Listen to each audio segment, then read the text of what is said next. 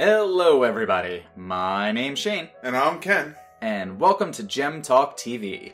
Oh boy, do we have an episode for you. Yes, as most of the internet is probably already aware, as of January 2nd, all of the Steven Bomb that was planned for January 30th has been completely spoiled in its entirety. Yep. Obviously, this episode comes with a massive spoiler warning. If you are not interested in hearing anything about the Steven Bomb that is planned for January 30th, stop now.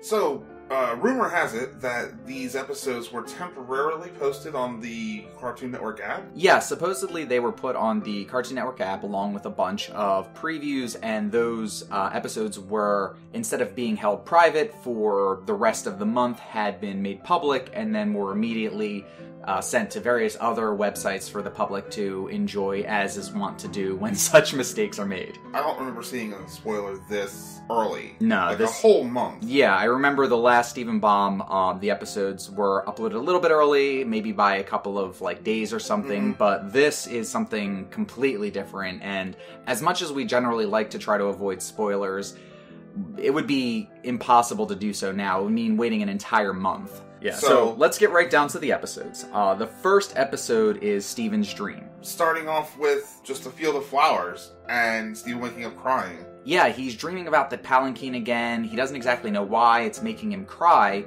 and the gems don't want to tell him anything about it. He gets rather irate about it, too. Yeah, he pulls out his more aggressive outdoor voice, and is happy that he has that Buddy's book, which is another throwback. Yeah, as we talked about when that episode aired, this is going to be a touch point for future information, and here we are. Yeah, so I'm really glad to see that Connie still has the book from the library. Oh, yeah. The gems won't help him, so he goes to the next best person, his dad, who himself can help, but we get another reprise from Andy. It's great they found a pilot.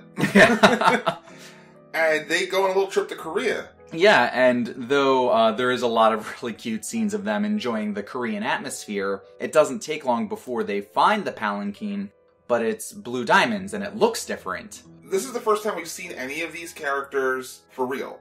It's been in Steven's mind or whatever, but we see the blue palanquin, then we see the destroyed pink palanquin, and it's oh, wait a minute, and then you hear the voice. Yes, and sitting on the other side of the bushes is Blue Diamond. Yes, and her pearl. Yes, and we very quickly learn that it's actually her visions that Steven has been dreaming and is crying about, and just the fact alone that now that Blue Diamond has been seen by Steven directly, and again, by the audience directly, not through the memories or visions of another character, is just...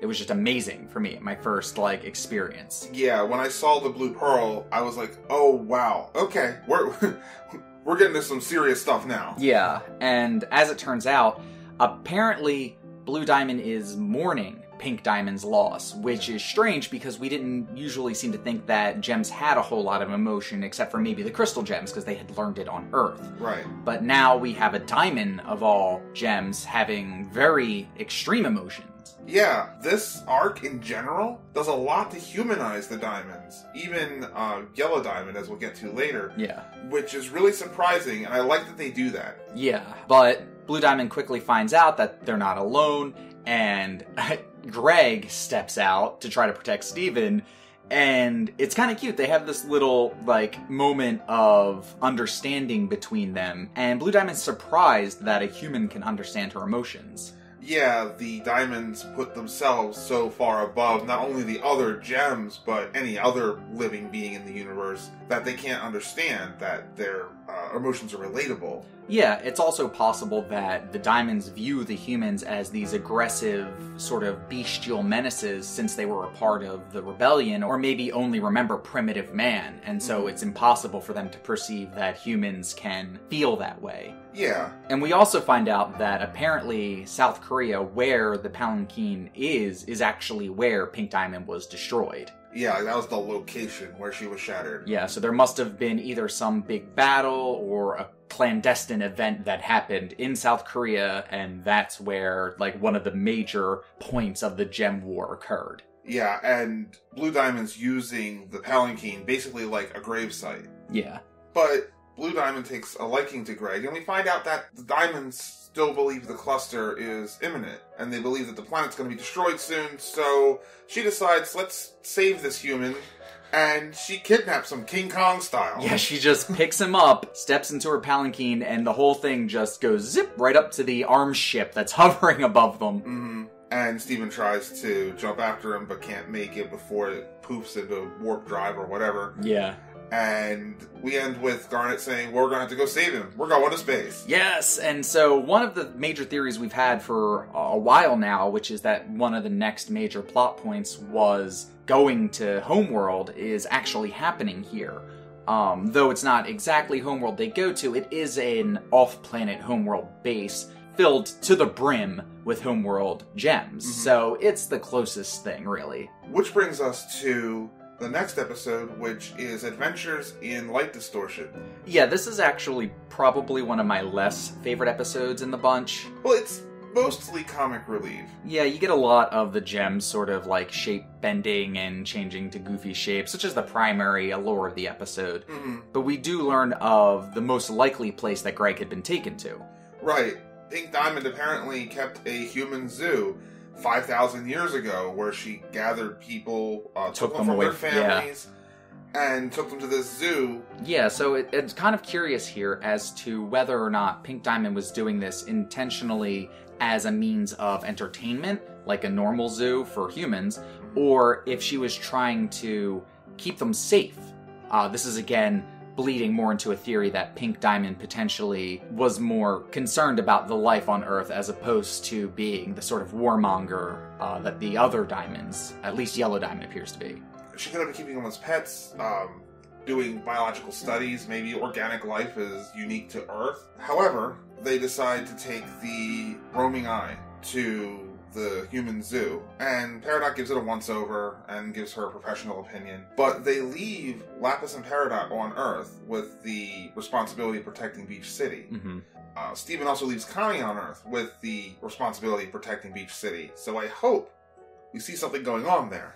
Yeah, I don't think that there's going to be any sort of major events, but perhaps we could get like a Meanwhile type episode where we see Lapis, Peridot, and Connie having a conversation or discussing gem life or something, but I don't necessarily believe there'll be any sort of like attack.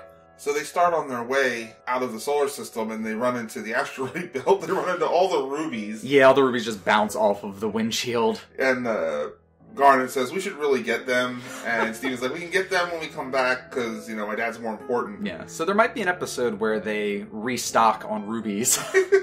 But then Pearl informs Steven that it's going to take 70 years to get to the zoo. So Greg will be like 110 by the time they get there. So we confirm now that Greg is actually 40 years old, so we have a solid number for that. Right. Yeah, so they have to find some way to get there faster. Steven starts messing around with the controls. And yeah, what remains is just a bunch of goofy scenarios with the gems changing shape due to the internal pressure of the ship. And the fact it's going faster than the speed of light. Yeah, to the point where you get in this almost terrifying situation because Steven accidentally sets the ship on a crash course for the zoo, and if he doesn't do anything about it soon, they'll all get splattered alongside of one of its walls. Yeah, when Steven puts it into this hyperdrive, the gravity's so great he can barely move his arms and he can't hit the control to stop, and he starts getting all upset. But he eventually forces himself to hit the control button so that they stop in time, and all the gems pop back in and explain that they've basically been dragged behind the ship this whole time. Which Amethyst seemed to enjoy. Yeah. And that's really about the extent of the episode. There are 2 points, though, that were pretty important that were sort of slightly mentioned. One is that Pearl very specifically avoids mentioning which diamond she served under. Or whoever she served under. Yeah, she just says that while she was working for Homeworld, and then just moves on. A notable little pause there. Yeah. And the other is confirming that the little sort of black dot that appears above the ship is its gravity engine, which is something that we had speculated about before. Yeah, it's like a miniature black hole, basically. That bends time and space and causes all the craziness in the episode. Yeah, like warping away like a corkscrew. Yeah. But they got to the zoo. Yay. now we have Gem Heist. Yes, Gem Heist is probably my favorite episode amongst them because it's the most adventurous amongst them. Okay. So when they arrive, one of the first things that stands out is that you see these two large purple gems that look like jaspers standing on the sides of the doorway, and Pearl informs us that they're amethyst guards. So we actually get the first opportunity to see what quote-unquote correct-looking amethysts look like. Yeah, and they basically look like palette-swapped jaspers. Yeah, they just look like somebody took amethyst and made her bigger, as when she made herself look like Jasper. Exactly, yeah. As soon as Pearl saw the amethyst soldier, she was like, how are we ever going to get through here? Because I'm an unaffiliated Pearl, and we're all rebels, etc. And Steven Yeah. and Sapphire has an idea that they all basically play the roles that they're supposed to play, and nobody will think anything different of it. Yeah, so they have this little invasion plan to go in and extract Greg and leave, but there's one problem. It's not going to work. Yes, Sapphire just straight up tells them it's not going to work, which obviously makes everyone nervous because she can see the future, but she's confident in their ability to change the future, and that's when we get to meet a new character. Yes, Holly Blue Agate. Who is thereafter referred to as Holly, Holly Blue, Blue Agate, just pretty much any combination of those three words. And she's apparently the caretaker of this zoo, and she works directly under Blue Diamond. And when she sees Sapphire, she says that she's a Sapphire, not that she is Sapphire, meaning that Sapphire isn't unique. She knows what Sapphires can do, so it's not as if this Sapphire is special. I guess they're just rarer than other gems. It's the only thing that really makes Sapphires special in any way. Yeah, and Sapphires have a generally high rank, because as soon as she sees Sapphire, she starts berating the amethysts, and this is basically her character. She's kind of like a slave driver. She's like a that. warden. She says that they're from Earth, so they're not worth anything in her eyes, basically. Yeah, and she also drops some important pieces of information as they're going on the tour through the zoo, which is that Blue Diamond has selected to take it over of her own accord, that it's still filled with bubbled rose quartz gems. Yeah, that was a sight. Yeah, and they find this door, which supposedly leads into the zoo, that had only been opened once before. And it seems like she was about to explain why it had only been used once before. Yeah, she said the store's only been opened once before when a human, and then she gets interrupted because she left something on in the ship, and yeah, if they don't go back, it'll destroy the entire zoo. Which leads Ruby and Steven to try and open the door to get to Greg, and just a hilarity of them pounding against the door. And when she sees the footprints and scratches on the door, she immediately blames the amethysts for it. Oh yeah, I'm sure that she's just so used to needing to deal with them that any sort of damage that comes to mind is immediately their fault. And then unfortunately some amethysts show up and tell her that Blue Diamond is coming back, and then she gets all worked up about that. And so Steven gets sent on a one-way trip to the zoo. Which, scans him, takes his temperature, and disrobes him. Yeah, and it uses all of the little peridot finger-like computer machines, and there's the scene where there's this giant pillar that looks like it's going to crush him, but it just changes his outfit. Yeah, it was reminding me of the pillar crushers in, Serious Steven. Yeah. And all that.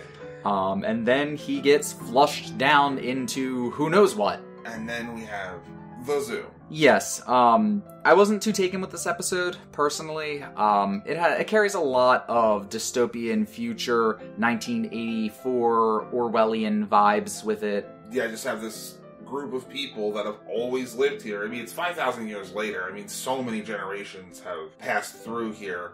None of them have ever seen Earth, know what Earth is like, and they just do what they're supposed to do. Well, I mean, they don't know what pain is, they don't know what trouble is, they don't know what strife is, so they just live in this sort of idyllic, customized world that is wonderful and beautiful, as Greg puts it at one point, but they are still technically captive. Right, even the prettiest cage. Yeah. Still a cage. Yeah. So Steven does manage to find Greg, and he sort of experiences a day in the life of these captive humans. Which, again, doesn't seem too bad on the surface. Yeah, it's There's just little, earring things that tell you when to eat and sleep when to and bathe. and who you're supposed to be choosing with. Yeah, so it echoes a lot, again, of dystopian futures where everything seems perfect and wonderful, but when you get the full story, you realize that, oh, they're actually being enslaved or captured by these other life forms. And that's sort of the premise that Greg brings up when he gets match made with another one of the humans. Yeah, and then he explains how on Earth, people find their own matches, and then everybody wants to... Everybody wants a piece of Greg? Oh, man. But, Greg's like, well, I'm not going to choose any of you, and breaks all their hearts at once. Yeah. Way to go. And I really thought this was going to turn into an event where the humans, now understanding pain, just try to destroy the infrastructure of the zoo, because now that pain's been introduced into the society, it falls apart. Which is almost what happens, but not exactly. Yeah, is Greg like Pandora's box for this little Eden they're in? One of the more important and interesting things that came up, though, is that one of the events that the voice tells all of the captive humans to do is to reach up to the sky. And I was thinking, man, that looks really familiar. Yeah, and it sort of mimics the imagery in the temple, with all of the hands sort of reaching up towards the diamond-shaped character at the center. So we might have some sort of additional information in regards to what that means. We'll have to sit down and think about that and sort of expound on it later. But when all the Amethyst soldiers find out that chaos is unfolding, they run in through that door that was introduced.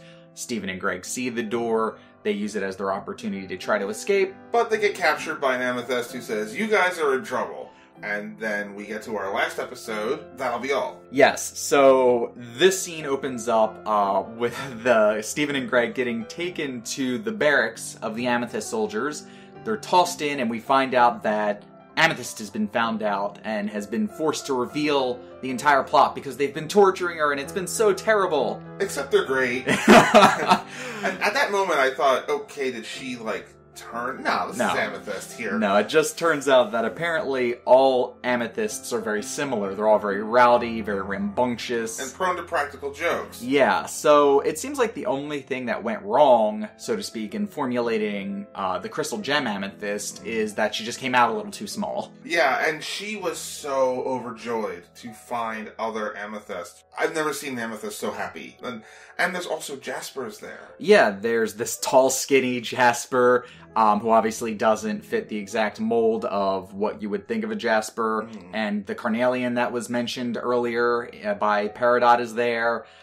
So yeah, we pretty much get all of the leftover soldiers from Earth on this zoo.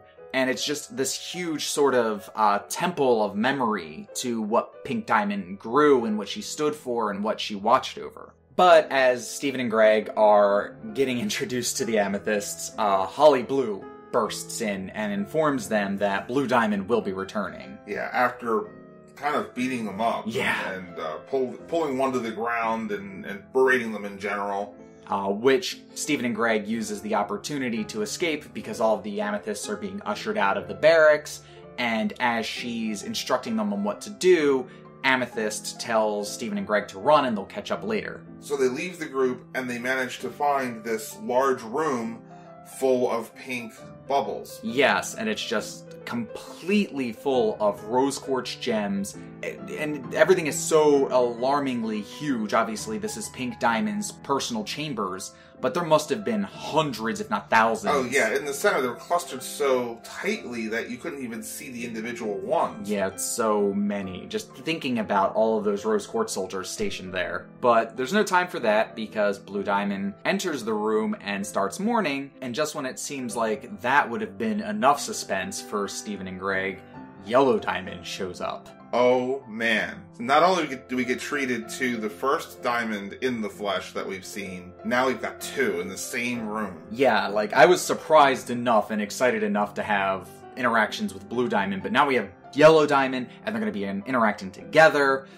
And we find out that, at least between each other, the diamonds are really personable and really human towards each other. Yeah, Blue Diamond is obviously grieving the loss of Pink Diamond, but Yellow Diamond finds this somewhat wasteful. she's ultimately a pragmatist, and mourning the loss of someone, even somebody that you love, for 5,000 years has been excessive. And she's trying to help Blue Diamond get over it. Yeah, so they slip into song with the aid of the pearls, which is titled What's the Use of Feeling Blue? I have to say, this wasn't personally one of my favorite songs. It's more of an exposition song conveying story than it is like a jaunty tune that you'll want to like sing back to yourself at some point. But the important part to note here is that Yellow Diamond shows two sorts of emotions. She sort of seems eager to move on with the plan of forgetting Pink Diamond, but she can't bring herself to finish the last verse. It almost seems like she is overwhelmed with the emotion. And so this leads me to wonder, is she being sincere about this? Because then, obviously, she's also mourning Pink Diamond. Or is she lying about these emotions and trying to drum up feelings of pain and anguish in order for Blue Diamond to sympathize with her as well? It's possible. We know so little about Yellow Diamond. Our first interaction with her wasn't too positive, so we're more willing to ascribe negative things and traits to her, but she seems so human in this interaction. Yeah, but before they could really discuss much more, Holly shows up with Sapphire and Ruby in tow. Blue Diamond doesn't sort of confirm their plans, so it sort of seems like this is all going to fall apart. Sapphire explains that it was her future vision, and okay, Blue Diamond sort of buys into that and says that, yeah, she wants more people for the human zoo. Yeah, and then Yellow Diamond says, well, there's still some time. Uh-oh. So this seems to be implying that Yellow Diamond, too, is planning on going back to Earth. Yeah, to get more human subjects. Yes, or other reasons. She may be wanting to go to check on the cluster personally, who knows? But the point is that we may have 2 diamonds going to Earth very soon, and that could be a big issue. Yeah, but the gems managed to escape that room with Steven and Greg and make it all the way back to the hangar. The whole time, Holly is just ecstatic that there's been 2 diamonds visiting, and she's completely oblivious to everything going on around her, which is so funny. And you have the funny thing, much like when Amethyst was pretending to be a Jasper, where she has to switch between forms in order to hide Steven and Greg from Holly. Yeah, when they get to the hangar, Holly's saying, like, nothing could possibly spoil this day, and then she looks at the scene of 2 humans escaping into the ship with a bunch of gems helping them. Oh... So yeah, Holly, realizing that she can't trust the Amethyst soldiers to do anything, decides to take business into her own hands, and we actually get to see her draw a fully functional weapon. Right, from the gem placed at the back of her head, she pulls a whip that's lightning charged. Yeah, and it's just interesting. Prior to this, the only homeworld gem we saw draw a weapon was that one ruby, and it was sort of crude and just looked like a dagger. Yeah. So it's interesting to note that homeworld gems are capable of developing fully formed specialized weapons as well. Yeah, and I can imagine that if the purpose of that weapon is to subdue the humans, the fact that it carries electricity means it's kind of like a taser, potentially. But she goes to attack Steven and Greg, and Ruby and Sapphire finally reveal themselves as Garnet, and Amethyst gets a chance to impress her family new friends, by wrapping up Holly and then leaving her like that. So then Holly says that she's going to tell the diamonds, and they're all going to be shattered, and then Pearl gets her revenge, because this whole time she's been treating Pearl like a Pearl. A subject, yeah. And, oh, you're going to tell the diamonds that you let a bunch of rebels get into the base and escape, and that doesn't sound like a very good idea. Yeah, it could very well lead to her shattering due to her insubordination. Yeah, so as Pearl and Steven are on the ship getting ready to go in, she says, and that'll be all. And she's like looming over them and telling her that, yeah, it's a really great little finale for Pearl to put the punctuation on it after suffering through the entire episode. Yeah. And Steven gets to do the little clap maneuver. And just leaves her at the mercy of all the amethysts, who I'm sure are happy to see her get knocked down a peg. Oh, yeah. Yeah, and so everyone piles back on the ship. We get the, conclusion where Greg's back, Steven's happy to have him back, and they just head back home to Earth. And that wraps up the Steven bomb. It's a nice little arc from beginning to end. And we will be going forward on our normal schedule with the podcast episodes. And for each one of the Steven bomb episodes, we're going to do a full hour-long discussion so that we can go more in depth and talk about all the small things and unanswered questions and answered questions. Yeah, sounds like it's going to be fun. Yeah, it'll be a great time.